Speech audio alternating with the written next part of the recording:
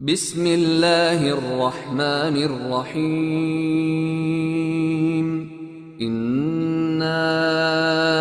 أرسلنا نوحا إلى قومه أن أنذر قومك من قبل أن يأتيهم عذاب أليم قال يا قوم إني لكم نذير مبين أن اعبدوا الله واتقوه وأطيعون يغفر لكم من ذنوبكم ويؤخركم إلى أجل مسمى إن أجل الله إذا جاء لا يؤخر لو كنتم تعلمون قال رب إني دعوت قومي ليلا ونهارا فلم يزدهم دعائي إلا فرارا وإني كلما دعوتهم لتغفر لهم جعلوا أصابعهم في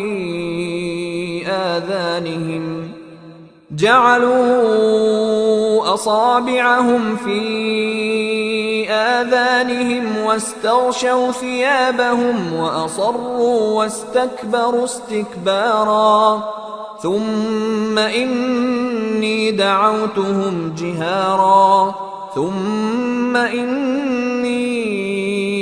أعلنت لهم وأسررت لهم إسرارا فقلت استغفروا ربكم إنه كان غفارا يرسل السماء عليكم مدرارا ويمددكم بأموال وبنين ويجعل لكم جنات ويجعل لكم أنهارا ما لكم لا ترجون لله وقارا وقد خلقكم أطوارا ألم تروا كيف خلق الله 7 سماوات طباقا وجعل القمر فيهن نورا وجعل الشمس سراجا والله أنبتكم من الأرض نباتا ثم يعيدكم فيها ويخرجكم إخراجا والله جعل لكم الأرض بساطا لتسلكوا منها سبلا فجاجا قال نوح رب إنهم عصوني واتبعوا من لم يزده ماله وولده إلا خسارا ومكروا مكرا كبارا وقالوا لا تذرن آلهتكم ولا تذرن ودا ولا سواعا